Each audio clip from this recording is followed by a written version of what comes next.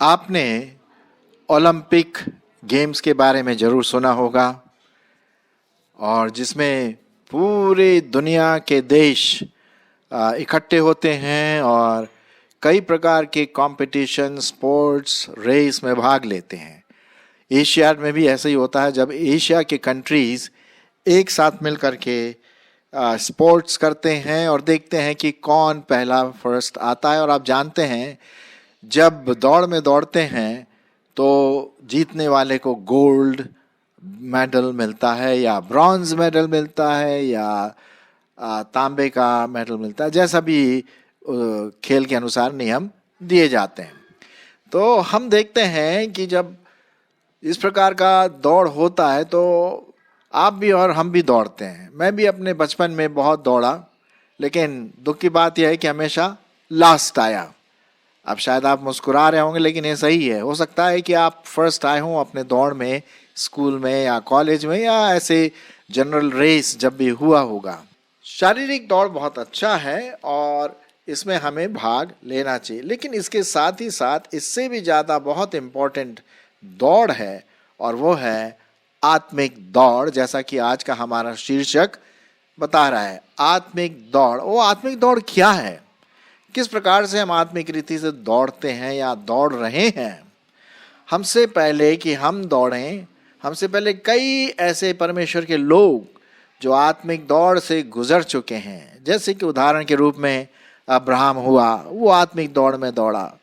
मूसा हुआ, यहोशू हुआ, प्रेरित पॉल हुआ, D.L. मूडी जो परमेश्वर का सेवक, बिली ग्राहम, विलियम कैरी, साधु सुंदर सिंह पंजाब का जो हमारा परमेश्वर का जन और भक्त, पंडिता रमाबाई जिसने एक आश्रम पुणे के पास खोला, नारायण वामन तिलक, और उसके साथ साथ ग्राहम स्टेन जिसको जलाया गया उड़ीसा में, आप जानते हैं।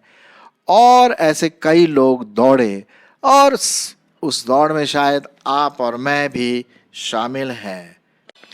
इस आत्मिक दौड़ का जो आज मैं आपके सामने विषय ले रहा हूँ, इसको हम पार्ट 1 बोलेंगे और इसके बाद वाला जो दूसरा एपिसोड होगा, दूसरा भाग, वो दूसरे भाग में बांट दिया जाएगा। तो आप इन दोनों को जरूर सुनिए। पार्ट 1 है और पार्ट 2 भी इसके बाद आएगा।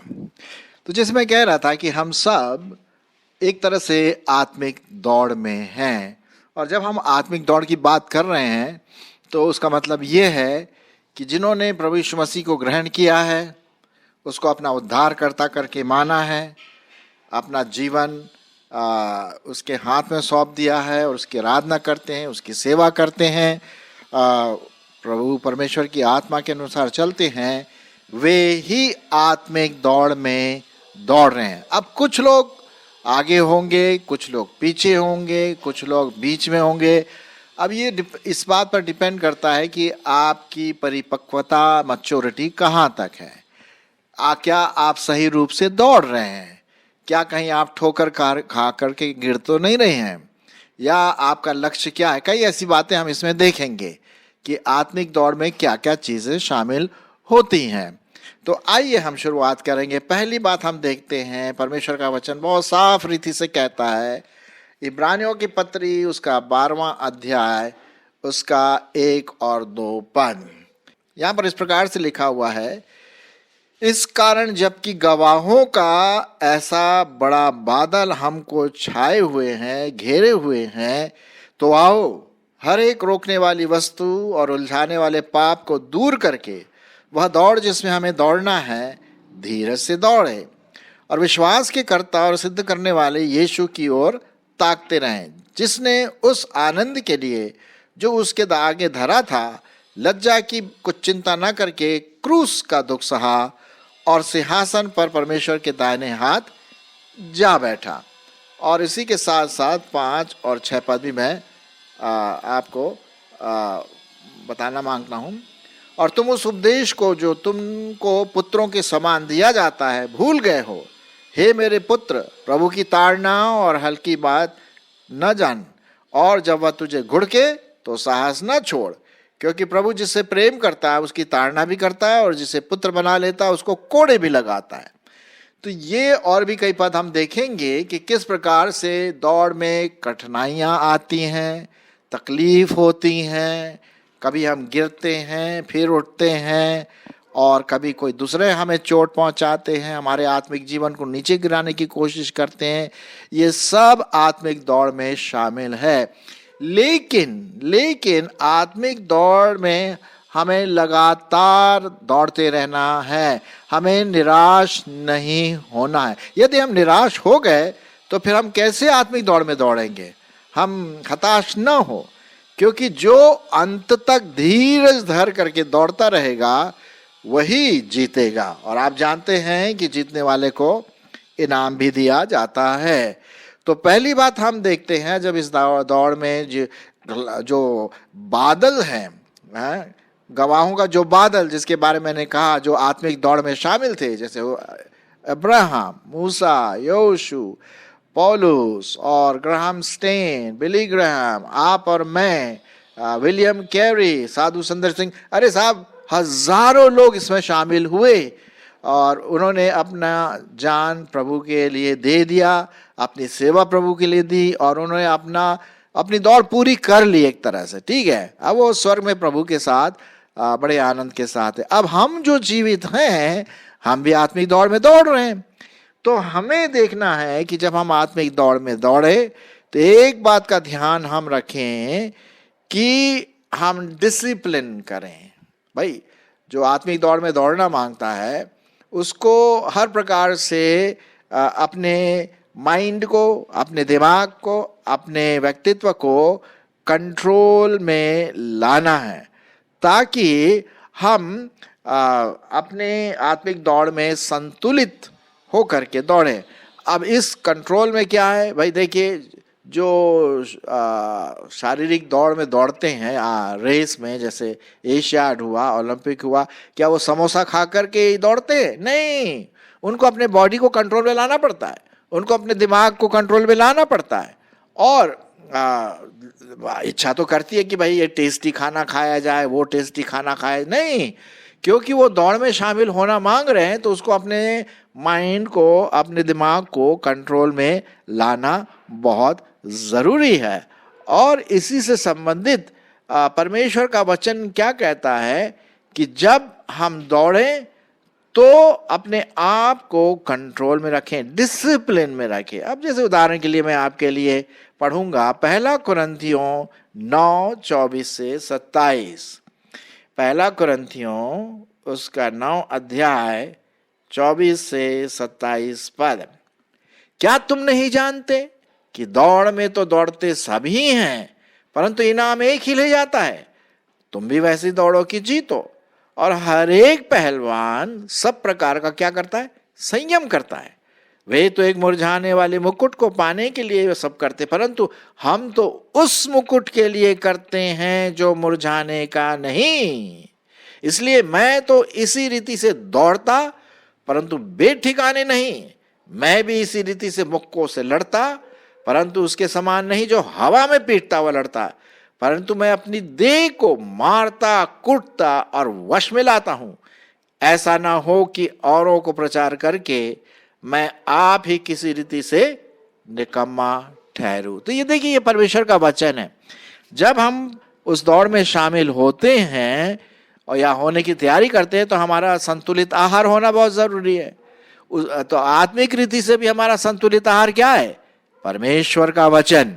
जी हाँ, परमेश्वर का वचन हम खाएं, उसको मनन करें, उसको पढ़ें, उसके अनुसार चलें। वो हमारा नियम बुक है आत्मिक दौड़ के लिए। ठीक है, मैं आपके लिए पढ़ूंगा 2 तिमोथी और उसका 3 अध्याय। 2 तिमोथी उसका 3 अध्याय और उसका 16 और 17 पद। क्या लिखा हुआ है? संपूर्ण पवित्र शास्त्र प्रेरणा, परमेश्वर की प्रेरणा से रचा गया है और उपदेश और समझाने और सुधारने और धार्मिकता की शिक्षा के लिए क्या है? लाभदायक है। आत्मिक दौड़ के लिए बहुत अत्यंत आवश्यक है, ताकि परमेश्वर का जन आप और मैं सिद्ध बने और हर एक भले काम के लिए क्या हो जाए? तत्पर रहे, दौड़ते रहें। हाँ, हम गिरे नहीं, दौड़ते रहते। ये संतुलित आहार आपको जरूर खाना है। परमेश्वर का वचन मनन करना है, उस पर ध्यान देना। भजन संहिता पहला अध्याय इसी के बारे में कहता है भाई। क्या कहता है कि धन्य है वह पुरुष जो दुष्टों की युक्ति पर नहीं चलता, पापियों के मार्ग में खड़ा नहीं होता, ठट्टा करने वालों की मंडली में नहीं बैठता है। वह तो परमेश्वर की वचन पर ध्यान करता रहता है, मनन करता रहता है, उसके अनुसार चलता है। तो लिखा हुआ है वो उस वृक्ष के समान है जो फल लाता है, जो अपनी दौड़ में सफल रहता है। मेरे प्रियो, क्या आप परमेश्वर के वचन को अपने दिल, दिमाग, व्यक्तित्व में लिए हैं? दूसरी बात, पहला वचन, दूसरा परमेश्वर से प्रार्थना करना है ना। प्रभु तू मेरी अगुवाई कर, मेरे दिमाग में उल्टी सीधी बातें आती हैं, तू मुझे सहायता कर कि मैं इन बातों को अपने दिमाग से निकालूं, अपने जीवन से निकालूं। प्रार्थना। और तीसरी बात है पवित्र आत्मा के द्वारा कंट्रोल्ड जीवन। इफिसियों 5:18 में क्या लिखा हुआ है? मैं पढ़ लेता हूँ वही आपके लिए, सुन लीजिए ध्यान से। इफिसियों उसका 5 अध्याय और 18 5 बहुत सावधानी से लिखा हुआ है। दाख रस से मत वाले मत बनो, है ना, क्योंकि इससे क्या होता है? लुचपन होता है। परंतु पवित्र आत्मा से नियंत्रित होते जाओ। जब भी मेरे दिमाग में उल्टी सीधी बातें आती, पवित्र आत्मा तू मेरी अगुवाई कर, मेरे सोच को पवित्र कर। ये हमें एक प्रकार का डिसिप्लिन करना है, अपने मन में, अपने मस्तिष्क में इसके बारे में सोचना है। तो डिसिप्लिन बहुत जरूरी है। और कभी कभी क्या होता है, डिसिप्लिन में परमेश्वर भाई कोड़े भी लगा देता है। अब देखिए, जो भी माँ बाप है उनके जो बच्चे होते हैं छोटे छोटे, अगर वो गलती करेंगे तो थोड़ा डांटेंगे कि नहीं? अब आप ही ले लीजिए कि आपको थोड़ा डांट वाट पड़ी जब आप छोटे थे, या थोड़ी सी पिटाई भी हो गई होगी। भाई मेरी तो बहुत पिटाई हुई छोटपन में, मैंने बहुत नटखटी किया, लेकिन वो मेरे फायदे के लिए थी। कौन माँ बाप ऐसा होगा जो अपने बच्चे को डांटेगा नहीं, थोड़ा पिटाई भी क्यों नहीं लगाए? क्योंकि वो अपने बच्चे से प्यार करता है और उसको सुधारना मांगता है। तो परमेश्वर भी हमें कभी कभी कुटाई करता है और कभी कोड़े भी लगाता है। दुख हमारे जीवन में आने लगते हैं और तो मुश्किल सा हो जाता है। अब देखिए ना, मैंने वही बात अभी आपके सामने पढ़ी थी, इब्रानियों की पत्री और उसका 12वां अध्याय और उसका जो पद मैं आपके लिए पढ़ना मांगता हूँ 4-5 सुनिए क्या लिखा हुआ है 5 पद से। और तुम उस उपदेश को जो तुमको पुत्रों के समान दिया जाता है भूल गए हो, तुम वचन पर ध्यान नहीं दे रहे हो। अरे भाई, वचन दिया गया तुम उसको भूल गए, दूसरी बातों पर ध्यान दे रहे हो, है ना। भूल गए हो। हे मेरे पुत्र, प्रभु की ताड़ना को हल्की बात ना जान, और जब वह तुझे घुड़के तो साहस ना छोड़, क्योंकि प्रभु जिससे प्रेम करता है उसको ताड़ना भी देता है, और जिसे पुत्र बना लेता है उसको भाई थोड़ा कोड़े भी लगा देता है। अब कोड़े लगाना थोड़ा सा दर्द तो होता है, कभी कभी हमारे में मसीह जीवन में दर्द आता है ना। लोग मिसअंडरस्टैंड करते हैं, मेरी प्रार्थनाओं का उत्तर नहीं आ रहा है, मेरे जीवन में समस्याएं भरी पड़ी हैं, कई ऐसी चीजें जो दुख रूपी अग्नि हमारे जीवन में आती हैं। तो परमेश्वर ये हमें कोड़े के रूप में लगाता है, ठीक है। क्यों? ताकि हम सही रूप से दौड़ें, सही रूप से दौड़े, गलत रीति से ना दौड़े, इधर उधर ना ताके, ठीक है। तो डिसिप्लिन बहुत बहुत इम्पोर्टेंट बात है मसीही दौड़ में। और जब हम मसीही दौड़ में इस प्रकार की बातें करते हैं तो हम सही रास्ते में चलते हैं। और अगर हम वचन के अनुसार ना चले तो भैया समस्या आ सकती है। चलिए हम आगे बढ़ेंगे। एक और चीज हमें ध्यान में रखना है, वो है पाप का बोझ, पाप की गठरी हम अपने सिर के ऊपर लेकर के ना दौड़े। आपने देखा होगा जो भी धावक होता है, रनर होता है, रेस करने वाला, वो जब उसको वो तैयार होता है और जैसे ही वो जो एम्पायर है वो बोलता है भाई आप रेडी हैं, हाँ जी, वो सीटी बजाता है और फिर वो दौड़ना शुरू करता है।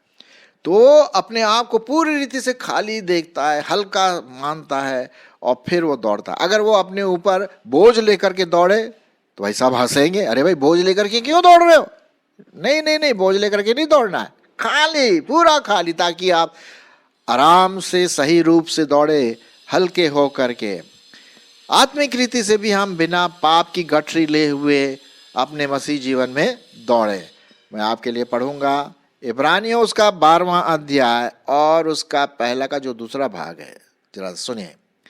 इस कारण जबकि गवाहों का ऐसा बड़ा बादल हमको घेरे हुए है, तो आओ हर एक रोकने वाली वस्तु यह है और उलझाने वाले पाप को दूर करके, कौन से वाले पाप को दूर करके? उलझाने वाले पाप को दूर करके वह दौड़ जिसमें हमें दौड़ना है, धीरज से दौड़ें। पाप की गठरी लेकर के ना दौड़ें। अब आजकल आप जानते हैं कई प्रकार के वायरस आ गए हैं। पहले तो मलेरिया का वायरस था, वो गायब हो गया। उसके बाद भैया HIV का वायरस आया, वो भी गायब सा हो रहा है। उसके बाद एबोला करके एक वायरस आया, वो भी धीरे धीरे जा रहा है। उसके बाद हम देखते हैं कोरोना का वायरस आ गया भैया, हाँ, और वो 2-3 साल से बड़ा परेशान करके रखा हुआ है हम सबों को, है। बार बार हमें वो मुंह में मास्क लगाना पड़ता है और कहीं कहीं तो फिर वापस आ रहा है। तो ये क्यों हम लोग करते हैं? ताकि हमें वायरस न लगे। और एक और अभी आया मंकी पॉक्स वायरस, आपने सुना होगा न्यूज में, वो भी उसने तहलका मचा के रखा हुआ है। तो ये क्या है? हमें कमजोर करते हैं इस प्रकार के वायरस शारीरिक रूप से, और कईयों की मौत भी हो जाती है। हम जानते हैं कि कोरोना के समय में कई लोग इस दुनिया से चले गए, अच्छे अच्छे लोग चले गए। लेकिन हमें होशियार रहना है, प्रोटेक्ट करना है। लेकिन आत्मिक रीति से भी हमें अपने आप को, जो वेट ऑफ सिन है, पाप की गठरी जो है, पाप का बोझ है, उसको भी हमें उठा करके फेंकना है। नहीं तो अगर वो वायरस हमारे सिर के ऊपर रहा, हमारे व्यक्तित्व के ऊपर रहा, तो साहब परेशानी होगी। और ये वायरस क्या है? इस आत्मिक वायरस के नाम मालूम क्या है? गॉसिप, कानाफूसी, अविश्वास, कड़वाहट, अश्लील चित्र देखना है, और गंदे जोक्स बोलना। ये ऐसे वायरस हैं जो हमारे आत्मिक दौड़ में बाधा डालते हैं, डाल सकते नहीं, डालते हैं, हाँ, और वो हमें दौड़ने से रोकते हैं। अब देखिए ना, गलतियों की पत्री उसका 5 अध्याय और 7 पद में क्या लिखा हुआ, जरा मैं पढ़ लेता हूं आपके लिए। गलतियों उसका 5 अध्याय और 7 पद, सुनिए क्या लिखा हुआ। तुम तो भली भांति दौड़ रहे थे भाई, तुम तो भली भांति दौड़ रहे थे। अब किसने तुम्हें रोक दिया कि सत्य को ना मानो? कौन से पाप ने तुम्हें रोक दिया? कौन सी निराशा ने तुम्हारे जीवन में लाया? जो मैंने अभी पाप बताया, अविश्वास, घमंड, गॉसिप, कानाफूसी दूसरों के बारे में। हमारे विश्वासी भाई बहनों के बीच में कानाफूसी कभी कभी बहुत समस्या हो जाती है। भाई भाई से अलग हो जाता है और विश्वासी एक दूसरे विश्वासी को काटने लगता है। ये गलत है। कड़वाहटपन एक दूसरे के प्रति, क्या ये सही है? अश्लील चित्र देखना, ये पाप की गठरियां हैं जो हम अगर लेके दौड़े ना तो भारी हो जाएगा और हम अच्छी तरह से नहीं दौड़ पाएंगे आत्मिक दौड़ में। तो इसको तो निकाल फेंकना है भैया, अपने मस्तिष्क से, अपने दिल से, अपने पूरे व्यक्तित्व से, ताकि हम बिल्कुल साधारणता, हल्का हो करके अच्छी तरह से तेज दौड़ हम कर सकेंगे। तो ये बहुत जरूरी है, ताकि हम ये जो पाप की गठरी है, पाप का बोझ है, उसको हम निकाल फेंके। सो मेरे प्रियो, आज हमने देखा पहले भाग में, ये मेरा पहला भाग है, जैसे मैंने शुरू में कहा कि क्या है आत्मिक दौड़ और हम कैसे दौड़ रहे हैं, है ना। कितने लोग हमसे पहले निकल गए इस दुनिया से, निकल करके अब प्रभु के साथ हैं। आप भी और हम भी आत्मिक दौड़ में हैं। जब हम प्रभु के साथ चलते हैं, प्रभु को अपनाते हैं, यीशु को अपने जीवन में उद्धार करता लेते हैं, बाइबल का अध्ययन करते हैं, प्रार्थना करते हैं, पवित्र आत्मा की संगति में रहते हैं, तो डिसिप्लिन करना जरूरी है, ताकि मैं आत्मिक रीति से कैसा रहूं? हिष्ट पुष्ट, ताकतवर, ताकि जो पाप है जो मेरे जीवन में आ सकता है उसको मैं दूर रखे रहूं, ताकि मैं अंत में अपने दौड़ में जीत सकूं, है ना। तो ये बहुत ज़रूरी है। अगले एपिसोड में, अगले भाग में हम देखेंगे कि और कैसे हमें दौड़ना है, क्या क्या बातें हमें ध्यान में रखना है। हम इसको भाग 2 पार्ट 2 में देखेंगे, आत्मिक दौड़ पार्ट 2। परमेश्वर आपकी और मेरी इसमें अगुवाई करे।